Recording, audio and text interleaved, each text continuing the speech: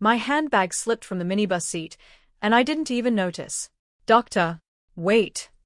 The shout sliced through the morning noise. When I turned, an elderly woman stood at the bus stop clutching my bag with both hands. Her gray hair whipped in the wind, and her eyes, they were locked on me like she already knew something I didn't. I stepped closer, confused. "Thank you," I said, reaching for the bag. But she didn't let go right away. Instead, she leaned toward me and whispered something that made the air around us feel colder. "Don't go to work today." I blinked.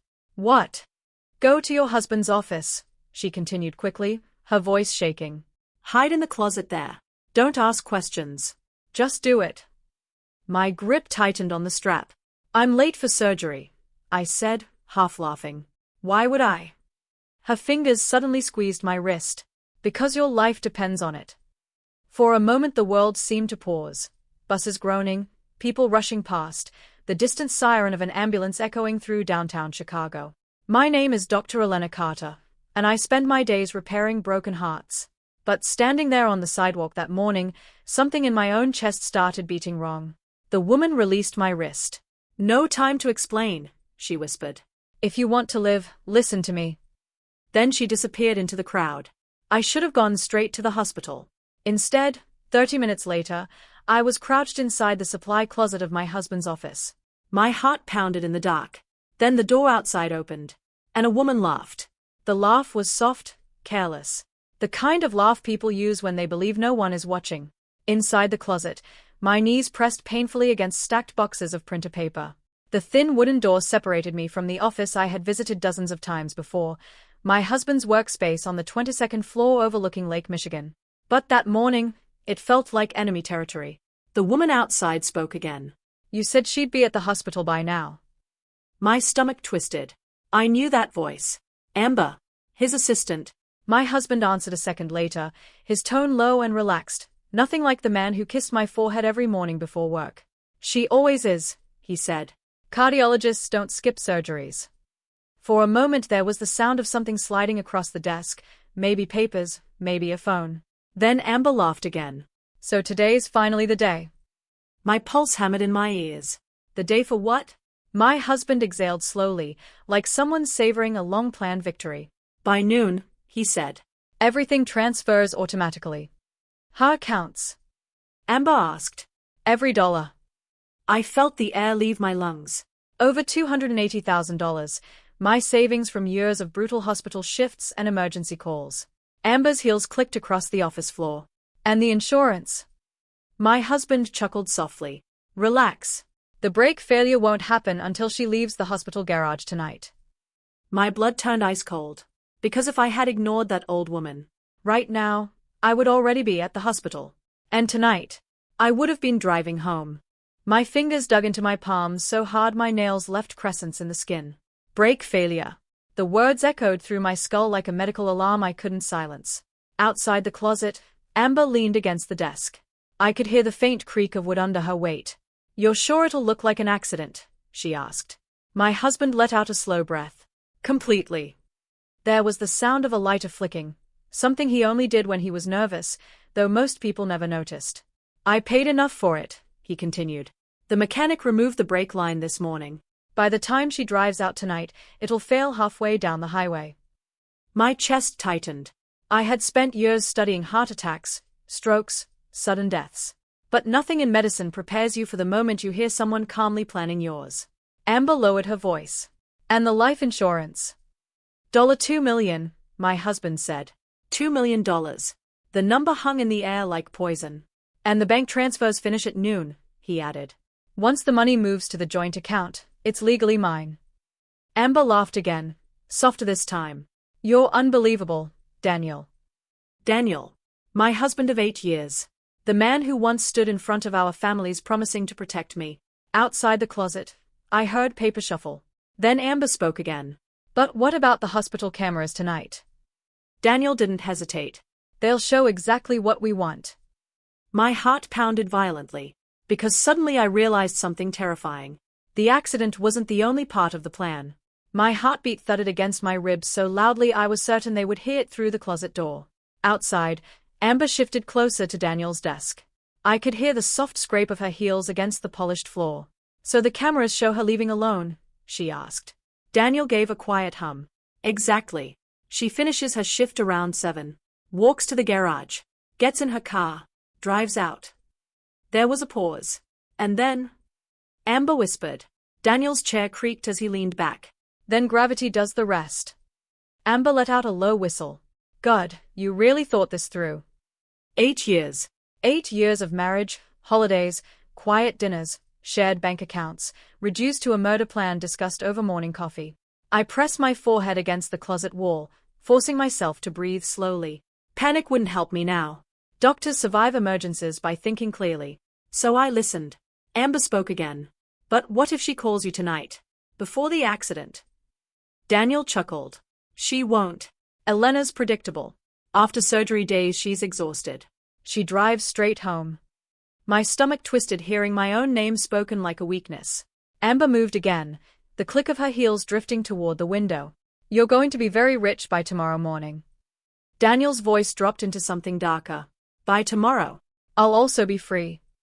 The words settled into the room like smoke. And inside the closet, something inside me changed. Because at that moment, I realized something else. Daniel thought I was already at the hospital. But in reality, I was only 5 feet away. The closet smelled like dust and cardboard. My breathing slowed, the way it does during surgery when everything depends on steady hands and absolute focus. Daniel thought he had already won. That mistake would cost him. Outside, Amber's voice floated across the office. "So after tonight, what happens to the house?" Daniel answered without hesitation. "I sell it.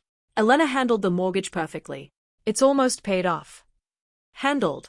Like I was a financial tool he had been using. Amber laughed softly. "You're cold." "No," Daniel replied calmly. "I'm practical." My pulse steadied.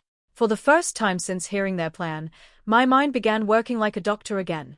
Methodical, precise. Evidence. I reached slowly into my coat pocket and pulled out my phone. Still on silent. My fingers moved carefully across the screen. Record. The tiny red dot appeared. Outside the door, Amber spoke again. "So once the insurance clears, we leave Chicago." Daniel sighed like someone dreaming about vacation. "California. Beach house. No more hospitals. No more pretending to be the perfect husband." My jaw tightened. Amber lowered her voice. "And what if someone questions the accident?" Daniel scoffed. "They won't. Brake failures happen all the time." My phone captured every word. Every lie. Every detail of the murder they believed was already guaranteed. And suddenly I understood something terrifying. The old woman hadn't just saved my life. She had given me something far more powerful. Time. Because now the question wasn't how I would survive today. The real question was, how I would destroy them tomorrow. Amber's chair scraped against the floor. "I should go before someone sees my car downstairs," she said. Daniel stood. I heard the soft rustle of his jacket. "Tonight it all ends," he murmured.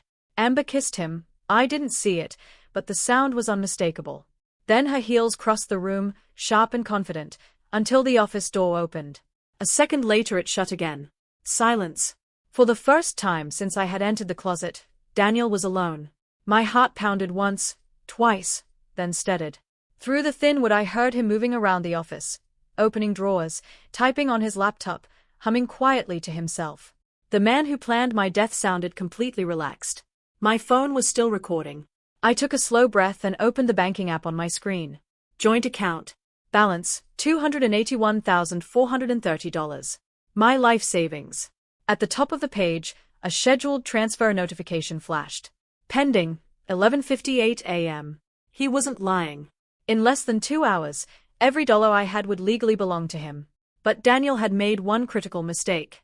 He believed I was predictable. Doctors survive chaos by adapting faster than the disease. My fingers moved across the screen. Cancel transfer. Then I opened another account, one he didn't know existed. Emergency funds I kept separate from our finances. Within seconds, the entire balance began moving. $281,430.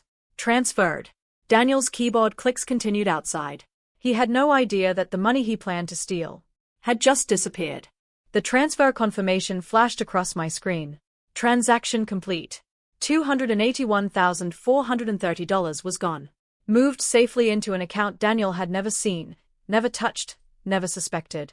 Outside the closet, he was still typing. Probably checking emails. Maybe even looking at the clock, waiting for noon, the moment he believed my savings would quietly become his. I almost laughed. Instead, I kept recording. A few minutes later, Daniel's chair rolled back. His footsteps crossed the office. Then his phone rang. "Yeah," he answered casually. There was a pause. His voice shifted. "What do you mean it's gone?" Silence filled the room. Then his tone sharpened. "No. That transfer was scheduled today." Another pause. I could practically hear the panic beginning to crawl into his chest. "That's impossible," he snapped. "Check again." More silence. His breathing changed, short, uneven. Finally, the voice on the other end must have explained something. Because Daniel whispered one word. "Cancelled." His chair slammed back against the desk. Who cancelled it? Inside the closet, my pulse stayed calm. Doctors recognized panic instantly. And Daniel Carter, my loving husband, was starting to feel it. But the real shock hadn't even happened yet. Because at that exact moment, my phone vibrated again. A new notification appeared on the screen.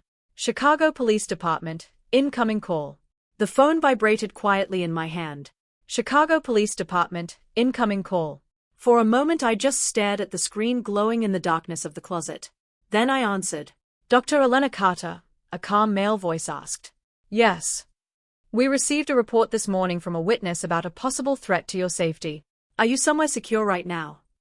My eyes drifted to the closet door. 5 feet away, my husband was still pacing the office like a trapped animal. I whispered. "Good," the officer replied. "Stay where you are. Officers are already on their way." Outside, Daniel cursed under his breath, still on the phone with the bank. "This makes no sense," he snapped. "She couldn't have cancelled it. She's in surgery right now." For the first time that morning, I smiled, because that lie had just expired. 2 minutes later, the elevator dinged faintly in the hallway. Footsteps followed. Heavy, determined. Then a firm knock hit the office door.